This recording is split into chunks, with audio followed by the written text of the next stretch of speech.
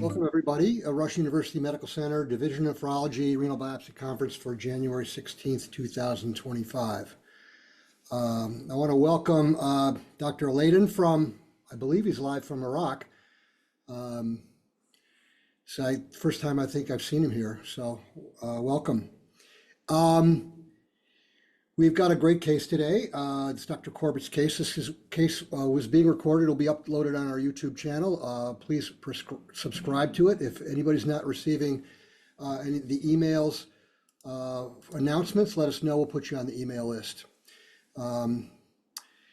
We have nothing to disclose. And today's patient we did talk to and gave us permission to use her exact information. So we don't have any changes there. This is exactly how it went. So I'm going to hand it over to Dr. Corbett. Steve, you want to tell us about your case? Sure. So this is an 83-year-old white woman who was admitted with worsening hypertension, relapsed nephrotic syndrome, and acute kidney injury. She initially presented in June of 2020 with nephrotic syndrome and acute kidney injury, and her baseline serum creatinine prior to that June 2020 admission was 1.0 milligram per deciliter, but on admission, she was 1.8 with a serum albumin of 2 and a urine protein creatinine ratio of 10 gram per gram. A serologic workup, including ANA, complements, HIV, Hep C and B, urine serum immunofixation, ANCA, PLA2R antibody, anti-GBM antibody was all unremarkable. A malignancy evaluation was negative. And a renal biopsy demonstrated minimal change disease with ATN. She was placed on high-dose prednisone, and a partial remission was attained after about 6 weeks, and then she attained a complete remission after 14 weeks with the serum creatinine down to 1.4, albumin normal, and the protein creatinine ratio was 400 milligram per gram. Over the course of the next 12 months, she underwent a slow steroid taper, but once she got down to 10 milligrams of prednisone, she relapsed. She was placed on high-dose prednisone again and again went into a remission within 3 months. Over the course of the next 4 months, she relapsed a total of 4 times and remained steroid dependent despite receiving 2 courses of rituximab as well as a course of MMF. Over 20 months prior to her current ER visit. Can you maybe forward that to me, or do you know where that is? Hey, David, put yourself on mute. Over the 20 months prior to the ER visit, she remained in a complete remission, and on 10 milligrams of prednisone, the urine protein creatinine ratio was down to a 0.1 gram per gram with serum albumin of 3.7 and a serum creatinine of 1.28 milligram per deciliter. Can someone turn the page, or have I got control? 2 months prior to admission, she noted worsening hypertension. She had previously been controlled with just diet alone, actually. And she also developed worsening edema with a 15-pound weight gain, worsening proteinuria requiring furosemide on a daily basis, and the addition of valsartan. On admission, the urine protein creatinine ratio was up to 6.6 gram per gram with a creatinine up to 4, and the serum albumin was down to 2.7. This just shows you essentially, a 10-month course from February up until December when she came in.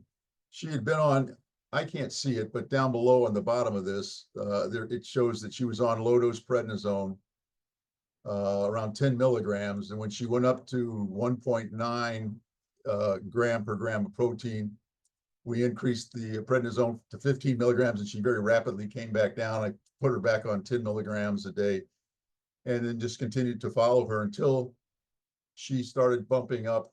Prior to admission, and she went up to 2.9 grams, then 3.3. At that point, I actually just increased her prednisone back to around 30 milligrams a day because she was so steroid sensitive, but she continued to be worse, had worsening nephrosis, and and her hypertension was becoming more difficult to control, as was her edema. That's when we brought her in the hospital.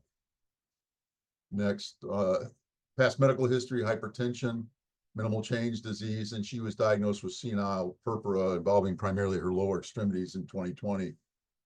Past surgical history was her kidney biopsy. In February of 2024, she had her right knee arthroplasty, which ultimately got infected in April of 2024, requiring debridement, and then she was given intravenous antibiotics, which was completed 8 months prior to her current admission. no family history of renal disease. She doesn't smoke or use illicit drugs. She drinks alcohol socially. She has no known allergies. Her medications on admission were prednisone, 20 milligrams a day, which again, we bumped up to, I think 30 at one point right before she came in. She was on Monday, Wednesday, Friday, single strength Bactrim.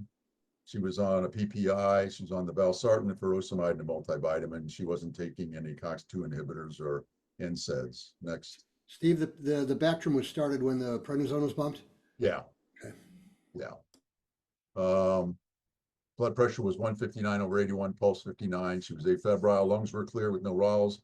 Cardiac exam was unremarkable. The abdominal exam was unremarkable.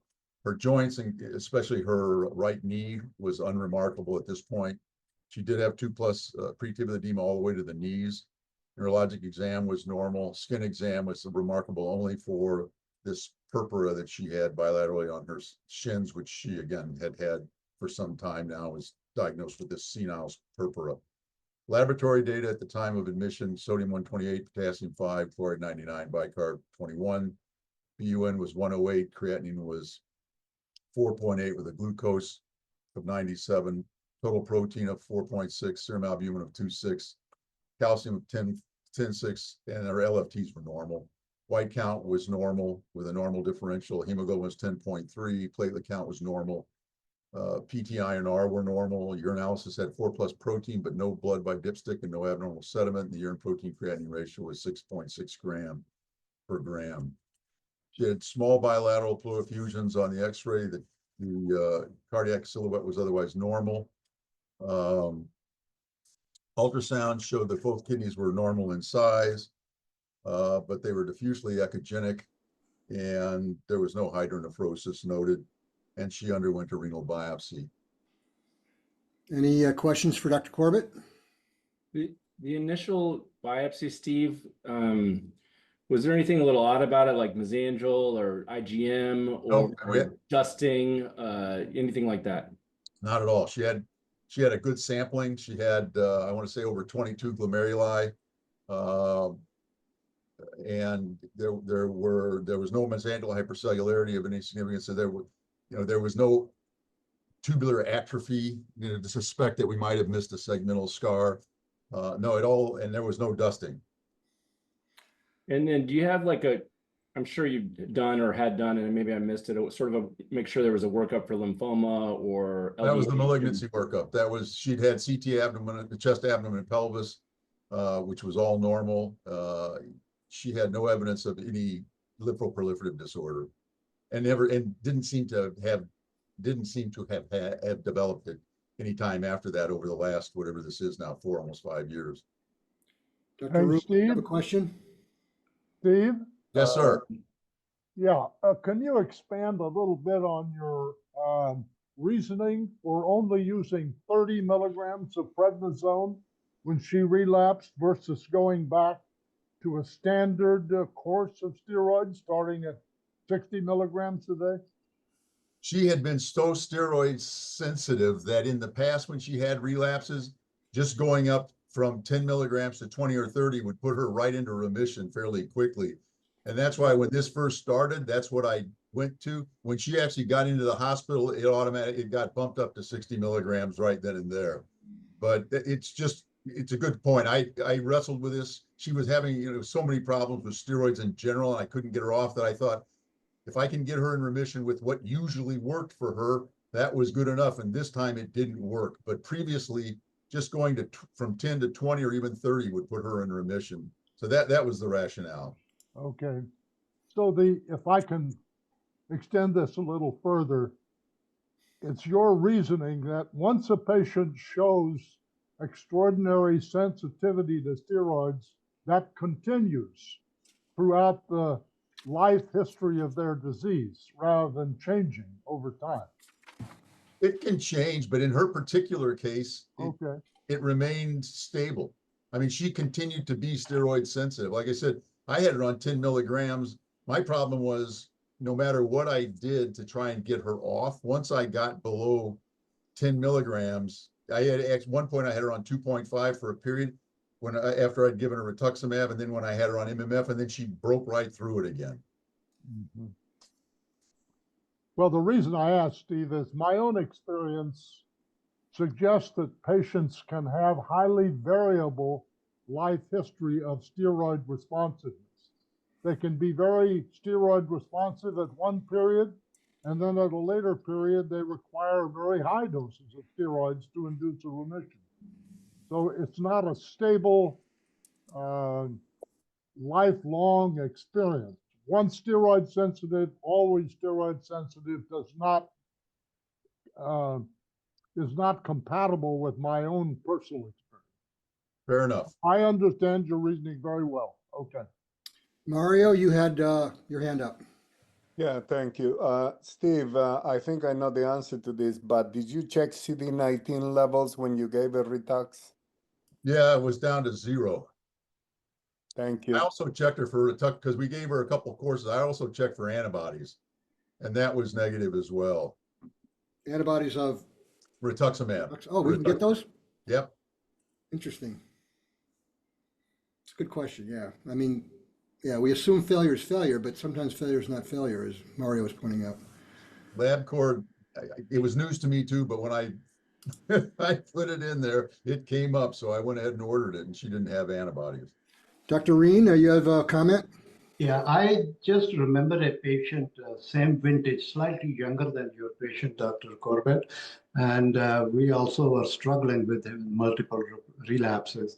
And eventually he went to gastroscopy and it turned out to be GIST tumors. Has that been ruled out?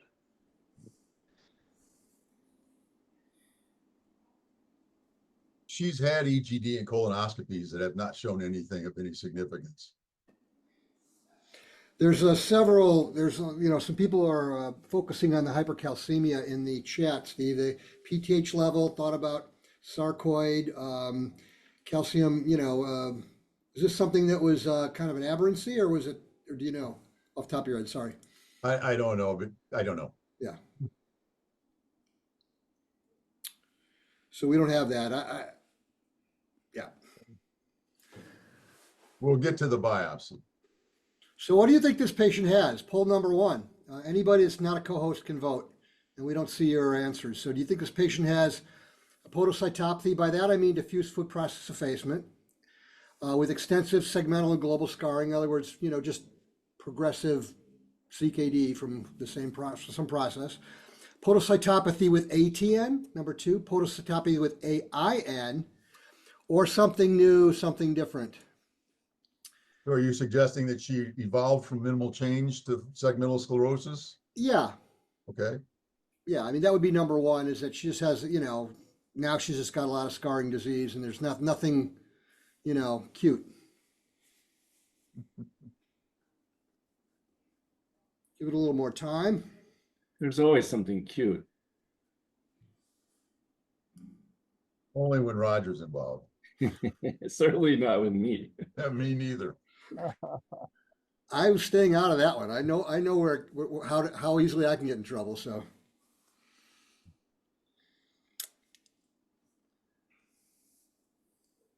A few more people, come on, vote. We have 38 options, 38 people can vote. Uh-huh. Yeah, well, All right, let's All see. right, we'll see what we got here.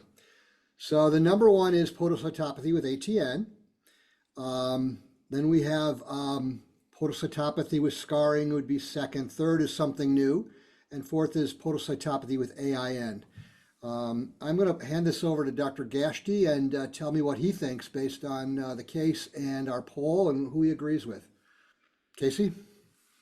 So we have a 83-year-old lady with steroid-dependent nephrotic syndrome that's been in remission, and now it seems like relapse. Proteinuria is up to 6 grams from a baseline of under 1 with acute kidney injury. I agree with choice number 2 that if this is truly a minimal change disease-related relapse, acute kidney injury can be seen in about a third of adults with minimal change, and of those patients, most of them histologically would have ATN as the cause, and can talk about the hemodynamic effects and the different oncotic pressures and why that may be, but I think ATN is definitely on top of the list. she is on PPIs, so AIN is on the list of your poll. That's possible, except, you know, patients on a variable degree of steroids, so that may have tampered that. I don't see anything under your analysis. The differential on the CBC is normal, so no peripheral eosinophilia. Being on steroids, I suppose that could be the case, but we're not really seeing laboratory evidence of that. So we'll keep that in mind. Obviously, we have a biopsy, so if we see interstitial nephritis, that may be one reason.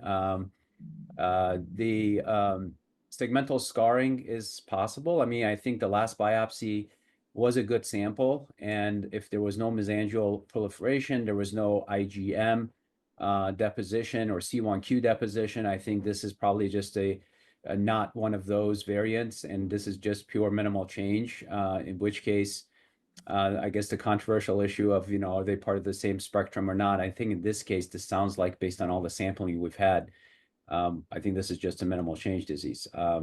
Something new, yes. I mean, always can be the case. You know, the patient's been very hypertensive for whatever reason.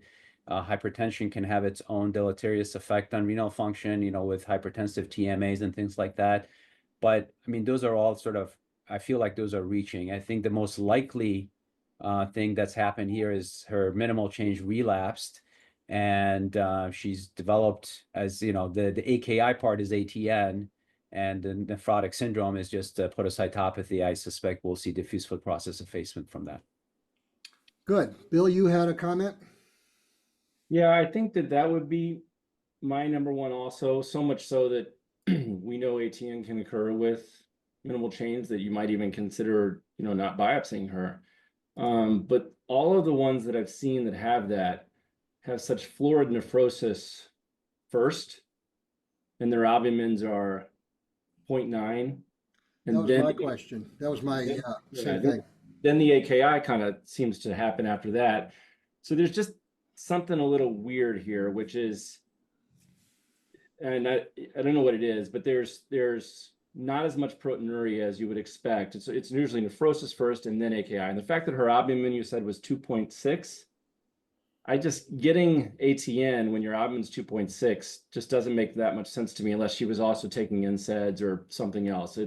And then you look at the calcium, and if the corrected calcium is really closer to 12, I don't know if that was the calcium corrected or not, but if that calcium is really a lot higher, you know, that might be enough afferent arterial vasoconstriction where a little bit of nephrosis then tips it off and causes ATN, but then we can get at what really is the cause of the calcium. I mean, this would be, does she suddenly have myeloma? We don't have a light chains. We know that with her previous biopsy, it was done and it was negative at that time. Or does she have some malignancy that's causing some sort of or sarcoid, like was mentioned in the chat, that's causing some sort of hypercalcemia? So I think hypercalcemia is kind of tied in here, only because that might predispose her to the vasoconstriction and ATN more so than the nephrosis itself. There's just something a little extra here that's, the ATN is very significant. It was the corrected calcium. Okay. Yeah. Mario? The creatinine of 5, though, our calcium should really be quite a bit lower. And so that's still is pretty significant hypercalcemia if it's true and persistent. Sorry, Mario, go ahead.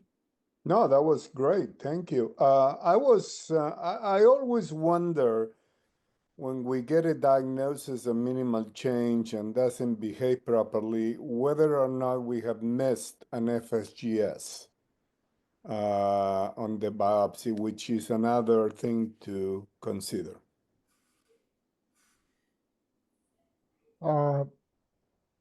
If you've got time, Roger, I just want to take a little bit of exception to the item number 2, podocytopathy with ATN. You know, the evidence in the literature suggests that if the podocytopathy is severe enough that the movement of water across the glomerular capillaries can be significantly impeded. That is, a severe diffuse podocytopathy can reduce GFR to an extent compatible with what you're calling ATN. The ATN is irrelevant.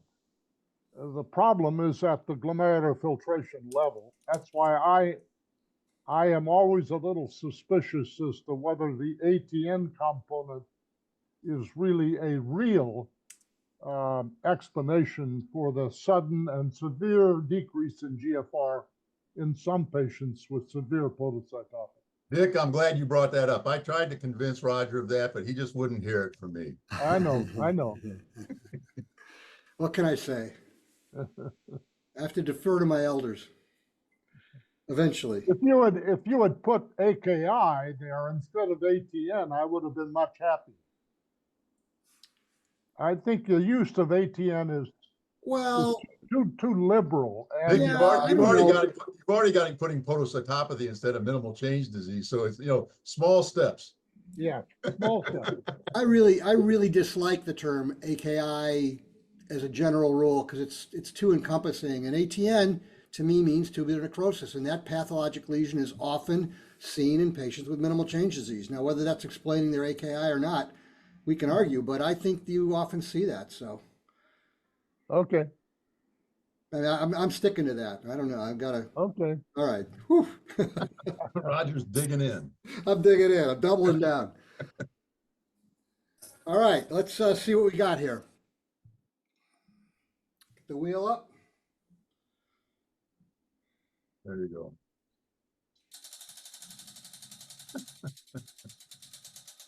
I like the plant behind the wheel. That gives it a little nice contrast. Yeah. Well, it's me. I don't think that's quite fair. I do set these up. I should probably take my name off the wheel. I love reading, but it's just a little too easy. Oh, Prevere. Prevere, you can read it. Oh, crap.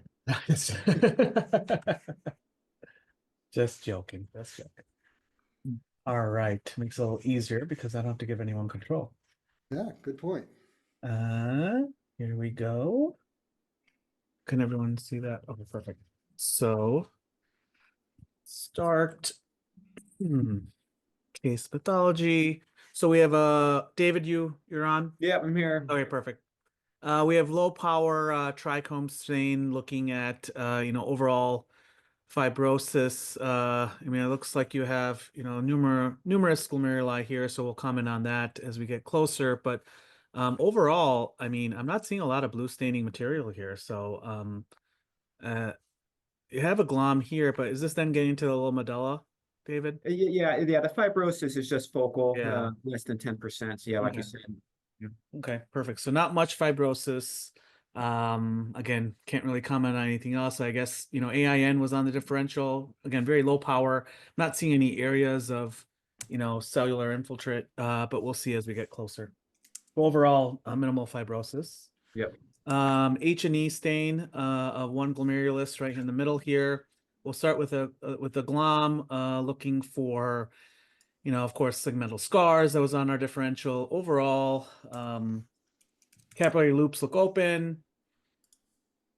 Not seeing, mesangial areas look fine. Pretty normal looking glomerulus here, right, David? Yeah, I agree. Not seeing anything else really abnormal. Looking at the interstitium, again, not seeing any sorts of AIN. We'll comment on ATN when we see the PAS, but overall, normal glomerulus, nothing. This, I don't know. It's hard to explain what all this is, but Yeah. That's some proximal tubules. okay. Okay. But there's an arterial right Oh. there at over. Keep going to the right. Keep going, and just down. Oh, right here. No, Oh. that's a tubule to the left of that. Yeah, and now down. Oh, here. Duh. That's an arterial. Yep. Yeah. Open. Arterial looks open. Maybe would you say a little bit of hyalinosis or no? Yeah, maybe minimal. Yeah. Minimal, mild. Okay. Yeah. But no, I guess someone had mentioned TMA, but doesn't look like any thrombi there. Yep. Okay. Javier, Mhm. I have a question mainly for David. So David, I was thinking about this patient developing hypertension, even though she did not have any hematuria. I always have renal limited TMA on the back of my mind. And as I look at 4 o'clock, how can I be sure that those are not, in fact, red cell fragments? At 4 o'clock. Yeah, right there. Yeah. I mean, in my experience, schistocytes, appear more fragmented.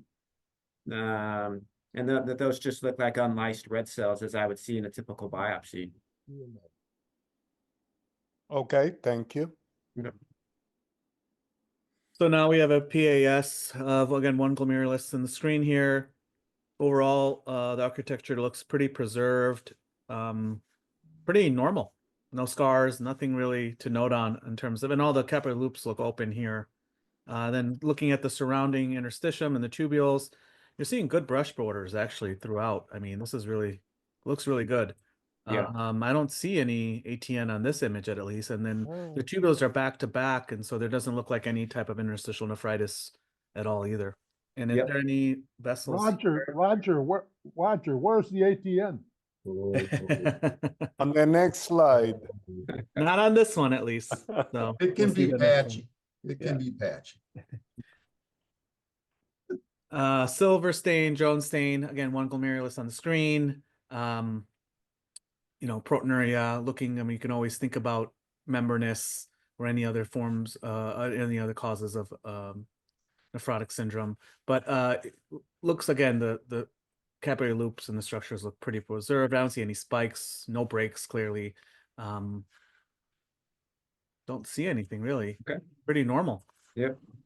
So far, pretty minimal outside that little mild hyalinosis. And I guess not anymore. So this is of course interstitium. This is arterial. Yeah. And so there is a thrombi in between right here.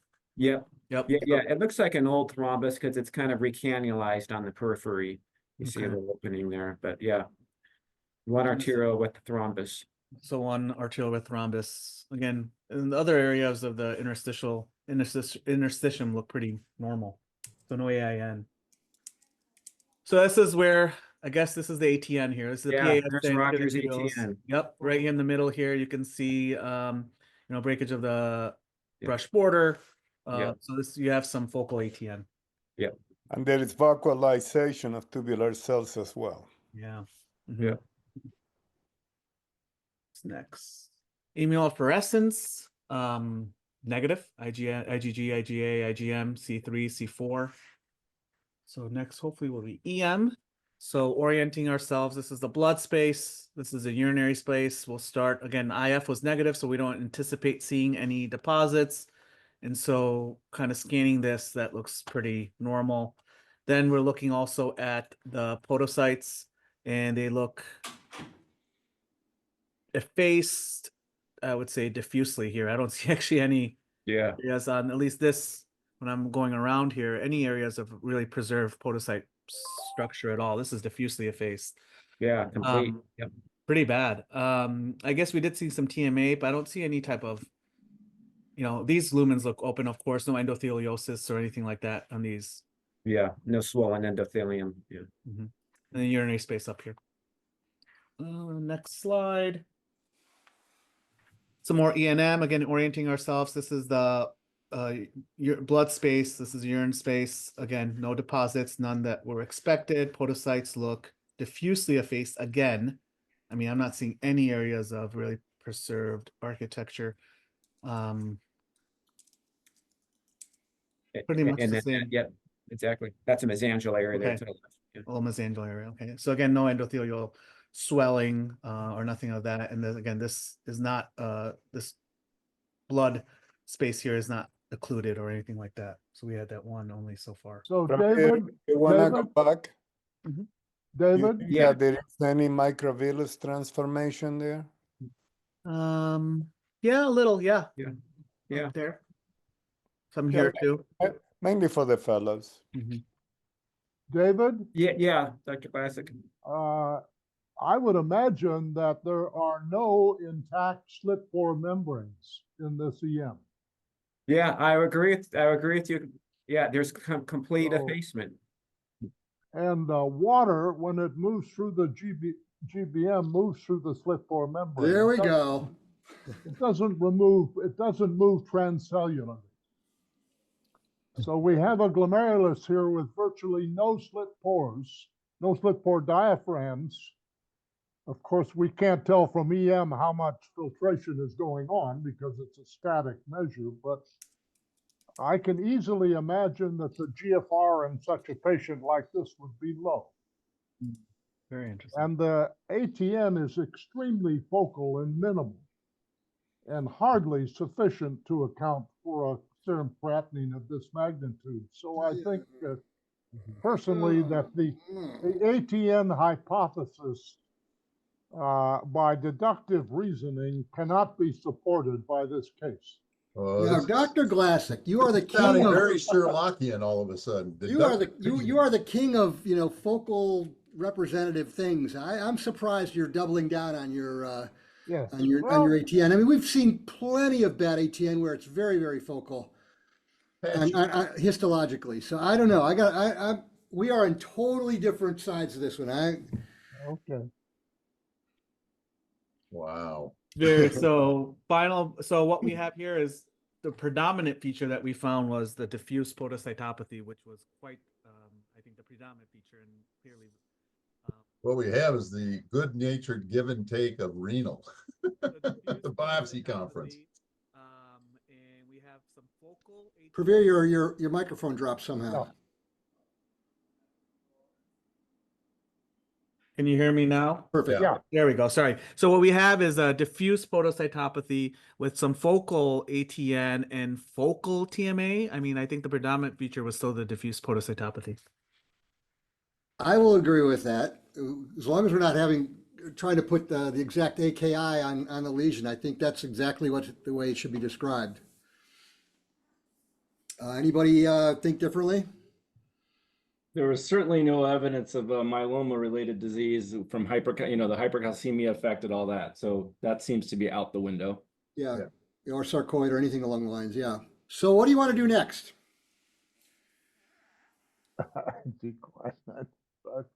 Nothing. You want to do complement studies? Oh no. You want to do a hypercoagulable workup? No. No. Who's that? Whose microphone needs to be muted? What does Dr. Glassick think about that arterial? Is that just Try- minimal change in thrombosis from that? Oh, God. Try for more history or antiquinine antibodies. Nice. Yeah, well, that pulled that one out of the air. Well, Dr. Whittier has written on he wrote a very nice editorial on antiquinine antibodies causing a TMA-like picture and how oftentimes people don't think of it because it's hidden in their gin and tonic. I was just going to say, she's a big gin and tonic drinker. Well, we could have put that in there. I mean, I didn't ask, so. Actually, I think she just drinks wine. Oh, okay. Well, maybe wine with quinine. Yeah.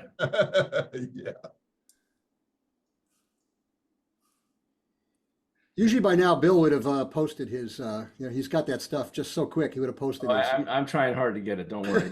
You bring up something I've authored, that's going in the chat for sure. I mean, I would never do that myself. I can say so. Yeah, Roger, you've All right, never... we've got a kind of a mix up here. We've got 20% want complement studies. Obviously, this is about the TMA lesion. 10% have a hypercoagulable workup. 45% try for more history. 25% antiquinine antibodies. I want to hand it back to Casey now, because Casey, how do you feel about the pathology explaining the renal failure? I don't feel very good about it, that's for sure. I mean, we saw one small capillary with a thrombus in it, right? Mm-hmm. And I know TMA could be limited. I know ATN can be limited. So unless we're calling this a sampling phenomenon, it's really hard to blame a creatinine of almost 5 on what we saw in the biopsy. There's definitely minimal change disease, and so the proteinuria I have no problem with. But why is this woman's creatinine 5? I guess we've seen patchy tubular injury and patchy TMA. So I guess between those two things, maybe you can explain the creatinine being 5. That's all I have to say about that. I don't really feel like the sample that we saw was very representative of a creatinine of 5. Anybody else have any thoughts? Sarah, what do you think's going on? I did not think I could get called on. Hey, Roger. Good, good to Hi, see you. everyone. I was just to be a fly on the wall here. I don't know what's going on. I was actually texting some of you privately with that same thought that I'm not really sure why there's a thrombus here. I don't think, and I mean, Casey already said it, but the focal ATN is going to be the reason for creatinine of 4.8 in this 82-year-old woman without any scarring or inflammation. Doesn't seem quite right. And that's totally fair. I mean, you know, we do a biopsy to get an answer. We did a biopsy, we have a pathologic answer, but we don't necessarily have a clinical answer. So I think, I think we're all kind of shrugging our shoulders. Unless, Steve, we had the 1 creatinine value. I'm assuming that didn't come right down the next time you checked. No, I didn't. No. Yeah, so I'm scratching my head here on this one. Mario? I mean, just 2 points. One of them, and I know that David is not gonna agree with me, but so be it. I think that doing immunofluorescence for fibrin is helpful when you're looking for a TMA type of process. And number 2, in this elderly lady with hypercalcemia, we are all wondering about the possibility of a dysproteinemic disorder, although serologically didn't have it. Was a pronase done in this particular case to follow Roger's suggestions in Maui? So the background of that is my suggestion in Maui is I coined the train winning question, pronase digestion. So I have fought David on this for other similar cases, but I'm sorry to speak for you, David, so you can either support me or not. But basically, he feels if there's no deposits on EM, there's really no role to go back and look. That all these diseases will show something on EM. Is that fair, David? It must be. That's the answer I got. That certainly there was nothing on light to suggest a PGN-MID or a light chain deposition or anything else. Congo red was negative. I mean, Yeah. The EMs were pretty normal too, outside of the podocytopathy. So yeah, I think that's what David said in the past too. I think the answer is in the history. If we reread history, I'm not going to say what I'm thinking at this time, but the answer is in the history. There is a particular thing in the history which actually is, to my mind, is quite important. which We'll get one? back to that. Okay, never mind. Please, we're going to We were skip that. preempted with 2 histories. Yeah. So next slide. Steve? So I didn't catch this because I was fixed on reading the history that I had, but I think there was another history was put up, and I think this is what people are waiting for. And yes, in July of 2024, she was out in Annapolis and developed a left retinal vein occlusion. Came back to Rush, saw her ophthalmologist, and was sent to a retinal specialist and was started on a VEGF inhibitor. Now, I will probably stumble trying to say these, but she got faricimab initially in July. Then all of a sudden it was switched over to bevacizumab in August, again in September and October. And then in November, she got another dose of faricimab. And it was after this course that everything started to fall apart. I mean, her blood pressure was going up. A woman who had otherwise had fairly easy to control blood pressure was becoming more and more difficult to control. She was becoming progressively more nephrotic and was developing acute renal failure. Next, I guess. So, I mean, for those who are already throwing this up, yes, she was getting these intravitreal injections of VEGF inhibitor. There is, and I have to give credit where it's due. Dr. Rodby was definitely the Sherlock Holmes on this whole thing. I had known about the retinal vein occlusion, but the woman's actually quite a good historian, but for some reason had never told me what was being done to treat it. And Roger was able to tease this out because he was on when she came in. And all of a sudden, things seemed to at least start to clear up a little bit as to what was going on, because here's a woman who, again, had been fairly easily treated with prednisone and now was just out of control with, again, hypertension, which was never a major problem historically. And sure enough, you know, as we know, VEGF inhibitors inhibit angiogenesis. It's used by the ophthalmologist or the retinal specialist for diabetic macular edema, age-related macular degeneration, and retinal vein occlusion. Interestingly enough, systemic levels are detectable in serum post multiple injections for up to 3 months. So this stuff does get absorbed. Side effects include de novo or worsening hypertension, proteinuria, nephrotic syndrome, and relapse of a minimal change disease has been described several times, and acute kidney injury from thrombotic microangiopathy. Bevacizumab was the first to be used intravitreally for retinal neovascularization. Here we go. Aflibercept is more potent and longer acting than bevacizumab, and ranibizumab is potency is equal, but it's a shorter acting. And I bring this up because as you start to read through this, you know, they start talking about using this ranibizumab because of the fact that it's a shorter acting and maybe, you know, potentially less toxic or has less potential of developing TMA.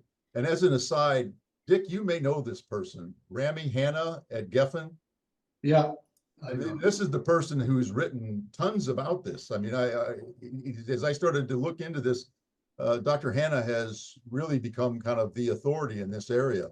There was a meta-analysis in the American Journal of Ophthalmology that came out in 2024, looking at the risk of TMA for these various agents.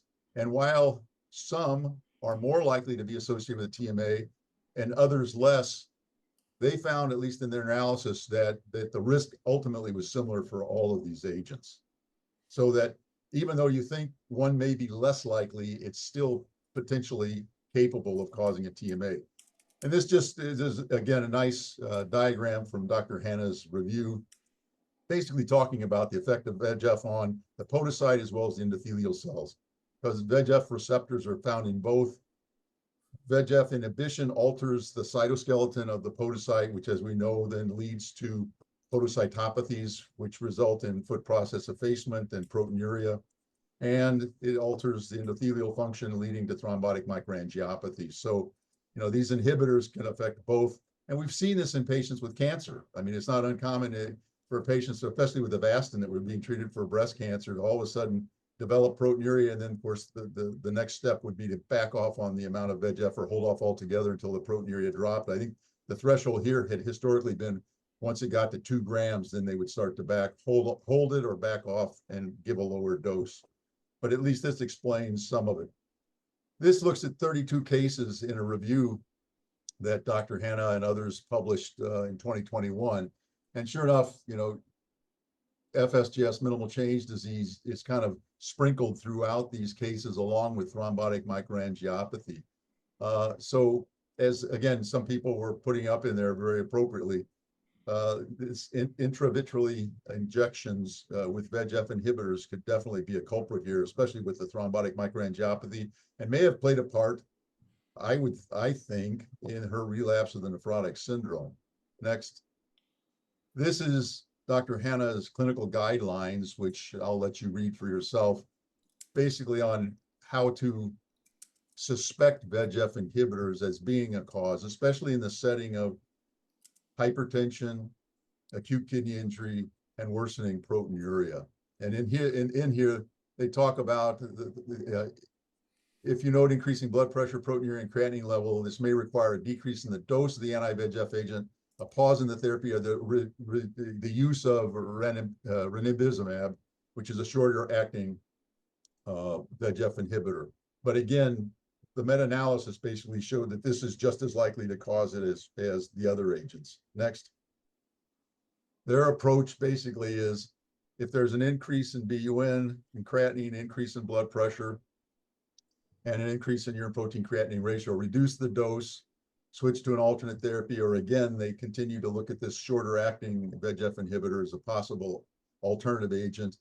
But if you see a TMA, they basically suggest stopping therapy, which is a big deal. And I've actually talked to I talked to this person's ophthalmologist, actually the retinal specialist, and their whole thing is, I don't know that there is an alternative agent that they can use. Now, this particular patient actually has 20/20 vision in the eye that was affected originally. I don't know if she needs to continue getting them, but the ophthalmologist's feeling is we'll throw it back to the patient and the potential for being blind in one eye versus being on dialysis. So I don't know that those are great options, but that's kind of the way the ophthalmologist was, kind of that was their position on this. Next. Roger brought up the issue of eculizumab. There isn't a lot of information on this, even in patients that are getting intravenous bevacizumab, but there are a couple case reports where they used VEGF inhibition, or they used eculizumab to treat patients that had acute kidney injury with VEGF inhibitors. These were systemic; these weren't intravitreal. And the truth of the matter is basically they got quote unquote partial remissions and some improvement, and nothing ever went back to baseline. So the take-home points that Dr. Hanna brought up in one of the other reviews they did was VEGF blockade can be associated with worsening hypertension, proteinuria, and less frequently with limited thrombotic microangiopathy in both systemic and intravitreal administrations. Absorption of VEGF inhibitors is measurable in the serum and can be clinically significant. And as I said, it can last for quite some time. Patients with worse pre-existing renal disease, hypertension, are at higher risk in a manner similar to preeclampsia. And lower potency VEGF inhibitors like ranibizumab may be safe in patients with comorbid conditions. I guess consider using those as opposed to the other agents in patients that are high risk. Roger? So poll number 3, what would do next? I don't know who do is, but what would you do next? Would you observe her alone on hemodialysis? Are you convinced that this process is actually a TMA from the VEGF inhibitor, or do you think it's just ATN, or do you think there's something else? So would you do just observe her, see what happens? Would you get complement studies, or would you try to give her eculizumab while awaiting complement studies based on a couple case reports? Very curious to see what people say. Yeah. Gotta see why it's not letting me share it here. Give me a second. Okay. There we go.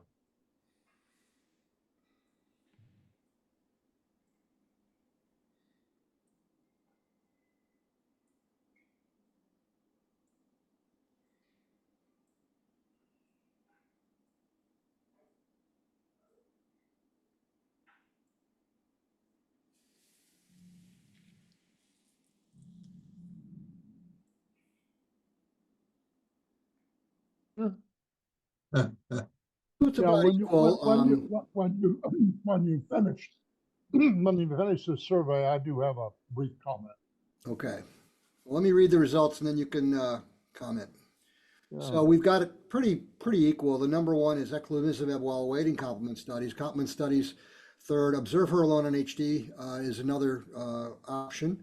We'll get to what's done in a little bit and how she did. But before we do that, Dr. Glassick. Yeah, I think you preambled the question, what would you do next? I would do number 4. Reduce the dose of VEGF inhibitor and treat her with IV methylprednisolone, 3 doses of 1,000 milligrams. What are you treating? I'm attempting to induce a remission of minimal change disease and reduce the aggravating effects of VEGF inhibition.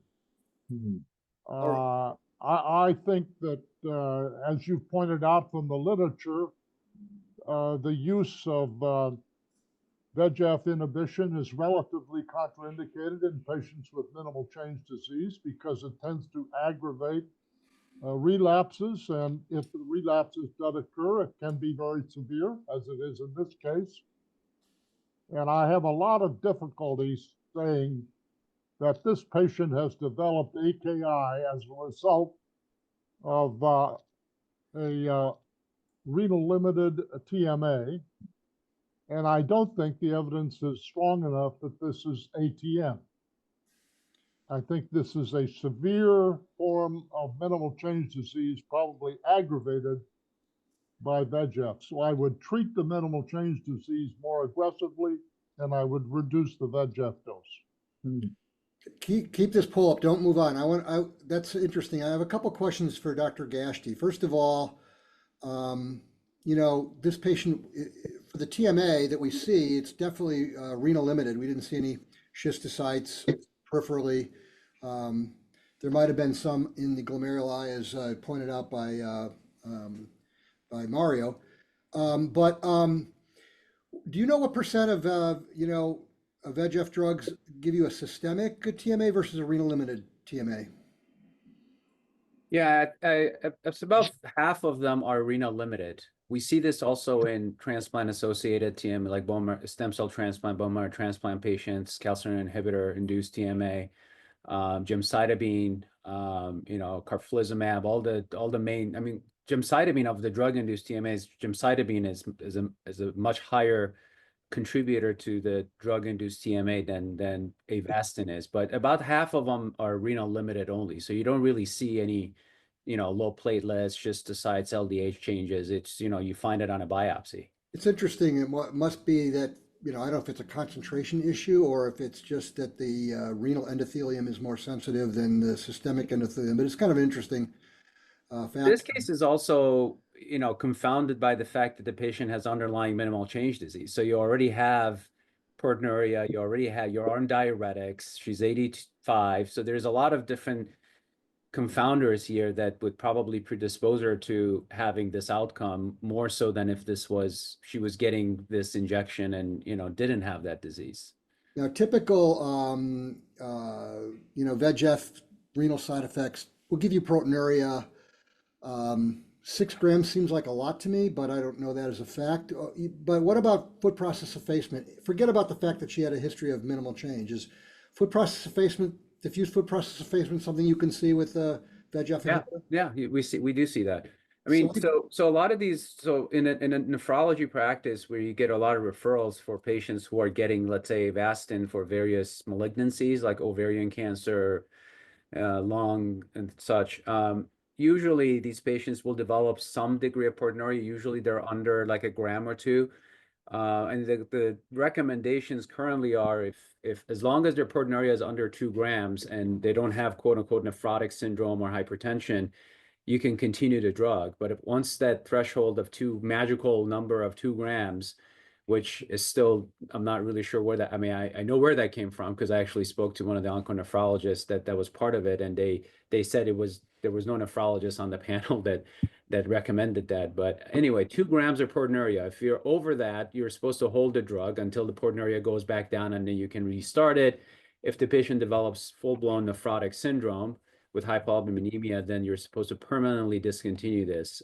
This is in the cancer literature. So, we see foot process effacement, but there's, a lot of times these are variable degrees. They develop 500-600 milligrams of proteinuria. They're not really that hypertensive. So, in fact, that inhibition of vascular endothelial growth factor is a good sign. That's a sign that their cancer may be responding, or the vascular supply at least may be affected. So it's in a way a good thing, but obviously too much of a good thing may not be a good thing. So. I don't know if I answered your question, but yeah, I mean that's interesting. It kind of reminds me of a little graft versus host is a good thing to have too. Yeah. May not always be the best for the rest of the body, but it's good for the cancer. Dr. Corbett showed how the renal lesions aren't always TMA, that they're very frequently podocyte damage lesions, as you pointed out. And Dr. Glassick he's postulating that this really was. Not only does it do that, but they're contraindicated in someone with minimal change disease because of this. There's really no way for us to tell, is this minimal change disease that just blew up because of that, or is this, or all the foot process that we see, the foot process effacement and the proteinuria, from the disease or the drug, and maybe it doesn't make a difference, is I think what he's saying, and they would stop the offending agent and maybe be a little more aggressive with the treatment. Is that fair? Fair. Yeah, I mean, I think that, from a practical standpoint, how to approach this patient, ATN would just have to be, kind of have to give it time. the minimal change disease will have to be treated because you saw that diffuse foot process effacement. And if by stopping the Avastin and treating the minimal change, things don't get better, I think down the road, adding eculizumab may be reasonable in case this is the TMA that's not going away. But I wouldn't throw the TMA right away or the eculizumab on board right away. If this patient is dialysis dependent, I'll give her steroids and give her a little bit of time. Mm-hmm. That's what I do. Dr. Reen, you had a comment?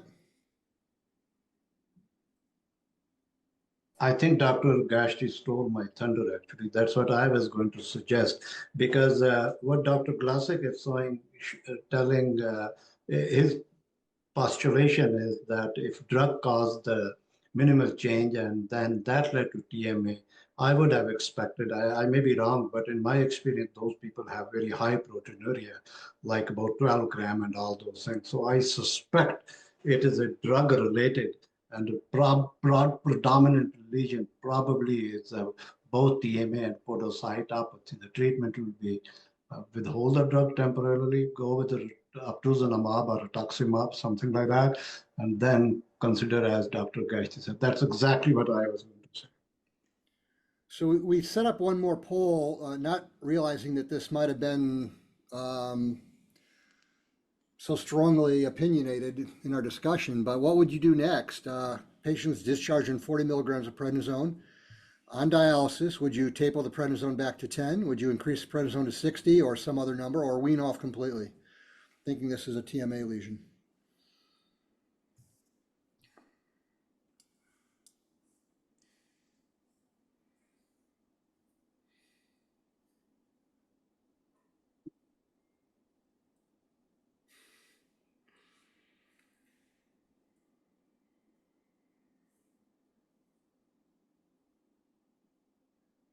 All right. See a few more. Yeah, so about 60% want to increase the prednisone, and 40%, I'm surprised 40% would stick to their guns despite this, the last few minutes of people all jumping on the prednisone bandwagon. I want to hand it back to Dr. Corbett. He can tell us the outcome of the patient and what he did. Sure. So she's a month out and still dialysis dependent. She's really had very little increase in urine output. Her creatinine is still running around 3.5 with a BUN of about 7. Her albumin is actually up to 3.3, and the last urine protein creatinine ratio was like 2.5 gram per gram, for whatever that's worth in somebody like this who's on dialysis with acute kidney injury. She was discharged after getting 60 milligrams in the hospital. She was discharged on 40. We kept her on 30 for a while, and this is a lady who, if there's a problem that can occur, it seems to occur with her. And after she had this septic joint not too long ago, I've been very leery about continually blasting away with prednisone with her. So I, in all honesty, went down to 20 milligrams today, actually, and I'm just watching her to see what happens. As she starts to open up, which I hope she does, then I'll see whether I need to go bumping it back up again, depending upon what happens with her proteinuria. But I'm just afraid to keep beating away at her with high-dose prednisone at this point. That's just my own fear. It's the same fear I had with, historically, I would have given cyclophosphamide to somebody like this that's steroid dependent, that didn't respond to everything else that I've tried. But I, in all honesty, was chicken because I was afraid if I did with her, she'd end up getting septic. So it's just a function of my concern that this is a frail 83-year-old lady who, if I keep beating away with high-dose prednisone, something bad is going to happen. Steve, how long has she been in dialysis now? She's been on basically a month. When you look at that biopsy, and she only had 10% fibrosis, you look at the biopsy, 10% fibrosis, one clot, minimal ATN, minimal ATN. They don't choke. I won't choke. I'm just, it's surprising. I'm just very surprised that she hasn't gotten better. Unless, Mario brought up the point of maybe a fibrin stain would have shown that it's a little more. That was your point, I believe, Mario, that there might be a lot more TMA than we saw on the light. Yeah, he's shaking his head. Yes. So, maybe the TMA was a lot worse than we were able to appreciate. And that, certainly the TMA is not ATN. It's not the same kind of recovery. It hasn't been beyond me to rebiopsy somebody like this that doesn't turn around after a period. Mario, you have a point? No, I mean, and Steve, excuse me if I missed it, but have you encountered any data on alternate complement abnormalities in patients that receive this drug intravitreal and develop TMA? It seems to be very infrequent that, it's like everything else. There's a case or two here or there.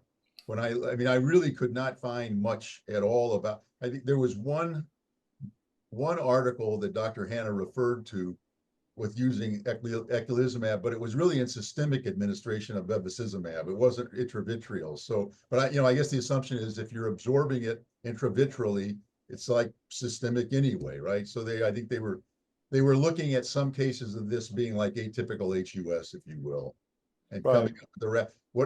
What I'm going to do with her as well is send her to hematology, because the truth of the matter, and I know it's come up here before, is that no one here is going to get eculizumab unless hematology approves it. So I talked to her today. I'm going to talk to her primary, and we're going to refer her over to them just to get them to weigh in on it. And So is every, even though is that rare, do you think that the time has come to check her for complement abnormalities? Well, like I say, we'll have them do. I sent off a bunch of hypercoagulable workup.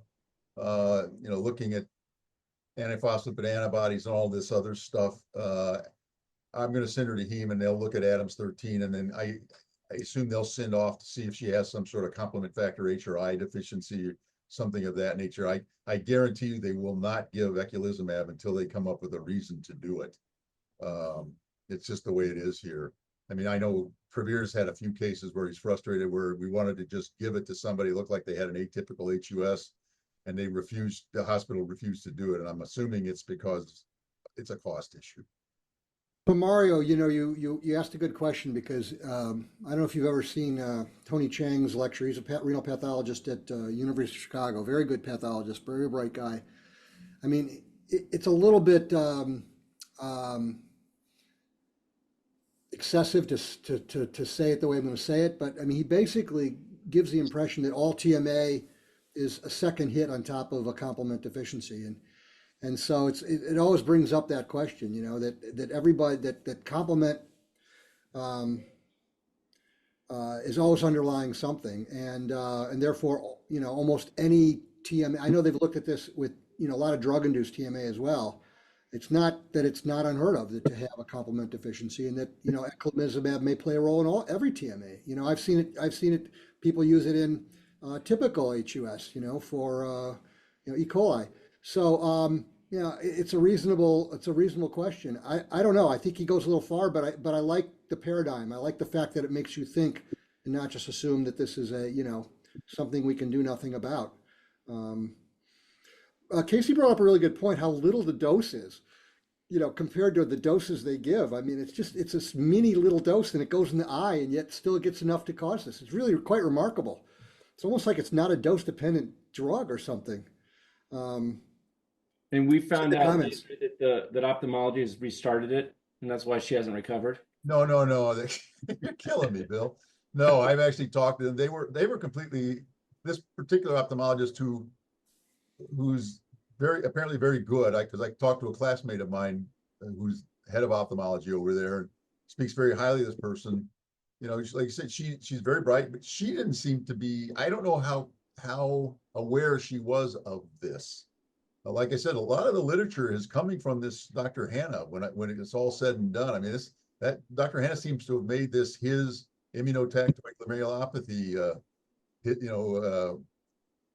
career, and so I don't know how well it's known out there, but it's definitely occurs, and she hasn't gotten any more. But they are, like I said, the ophthalmologist she's going to see the ophthalmologist soon. They're going to discuss what the options are and see if the patient, let the patient kind of come up with their own conclusions.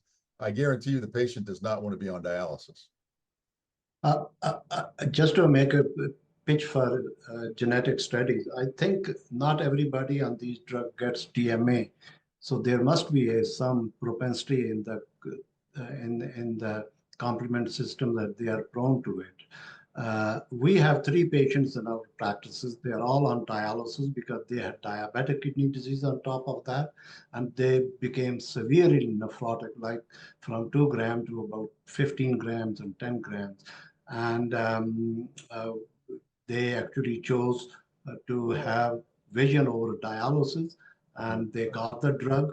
But I can tell you that ophthalmology will fight you hard if you tell them this is caused by that. At least in our area, ophthalmology.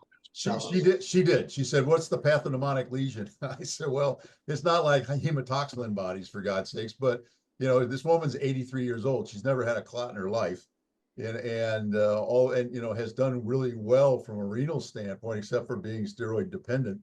And now all of a sudden she's in renal failure on dialysis with you know, a thrombus in the biopsy. Now, you know, as Roger and I were talking, you know, we could have missed the thrombus, for God's sakes, and then we'd be talking about something else right now. But the fact is, we did see it, and you're right. The ophthalmologist that's the ophthalmologist's rationale, is that does the person want to be blind, or do they want to be on dialysis? Now, this particular patient is saying, look, it was my left eye, my right eye's fine, and I'm 20/20 in my left eye now. I don't know that I need to keep getting it. So they're going to have that discussion, but I have a feeling the patient, I know her well, is not somebody who, if there's anything she can do to help get off dialysis, she'll take that course of action, which means she'll stop this agent and see if there's something else they can give. But it is interesting. It's like, you know, it's like ulcerative colitis, these drugs that your colon shouldn't be absorbing when it's really inflamed. You start absorbing those things, like the 5-aminosalicylic acid compounds that give interstitial nephritis. I have a feeling with macular edema and things of that nature, somehow or another, you absorb more of this through the eye than you might otherwise absorb. I guess it might be worthwhile mentioning, you know, the eye is an organ designed for reabsorption. Very vascular, it makes fluid and it reabsorbs it dramatically. So it is a particularly good place to put drugs if you want them systemically absorbed. Interesting. The other point is, I think, a structure-function relationship in TMA. In the AKIs that I have seen that have TMA, there is something in the glomerulus that explains it, like diffuse endotheliosis and toxemia pregnans, or intracapillary thrombi, or a lesion of ischemia, that is shrinking of the glomerulus and wrinkling of the basal membrane. None of that was seen here. I'm having a lot of trouble explaining how a single little tiny thrombosis in a single arteriole could produce 1 month of dialysis-dependent uremia. I just don't buy it. I think this patient, in my opinion, should be more aggressively treated for minimal changes. Now, Dick, don't you think that you could be dealing with a sampling error? If you look at the cord that we were shown, it's rather small, and it's hard for me to believe that at this age there is so minimal fibrosis. So I'm wondering if the tissue that was obtained is actually representative of what's going on. And when Steve brings about the idea of possibly rebiopsying her, I think it should be highly considered. Yeah, and I'll have Dr. Whittier help me out on that one, because he always gets a good sample. He did the first biopsy. We had IR do the second one. But if we do the rebiopsy, which I may do, just because if it's still, like Dick, you know, basically alludes to, if it doesn't make sense and she's still in renal failure, then we may get another one just to see what's really going on and what we may be missing. I think the time is, if that's going to happen, I think the time is Sooner than later. Yeah, I know. it's kind of now. I mean, you know, but that's an interesting thought. I hadn't really, you know, I'd have put that in the in a poll had I really thought about that option. I think that's an interesting thought. It's cool. It's interesting too, because a lot of cases we think about rebiopsy being so helpful, lupus, IgA nephropathy. I wouldn't say typically minimal change. We're thinking about rebiopsying. This person's about to get a third, but it all makes sense here because we're sort of dealing with something that's tipped it off. Yeah, you know, and the truth of the matter is, I mean, you know, diabetics, with retinopathy, it comes to our mind pretty easily. But this lady's had this crazy thing that was just, totally off the radar, and only through kind of persistence, like, what else is going on? What else did you do? She goes, oh, I'm just getting my eye injections. I'm like, what? It just kind of walked into it, pretty lucky. But, it's not your typical lesion. And I think Steve's point is that I don't think it's necessarily even on all ophthalmologists' radars. So I'm not sure that we're going to ask everybody, what's your birth weight and do you get anything injected in your eye? But maybe we should. I know Dr. Glassick likes the birth weight, so that comes before anything else. So I think we're going to wrap this up. A great discussion. Thanks, Steve. Thanks everybody's comments. Thanks, Mario, and Dick and Dr. Reen. We keep your eye open. I don't know if we'll be back next week or not, but we'll send you an email and let you know one way or the other. So until then, everybody stay safe. Thanks.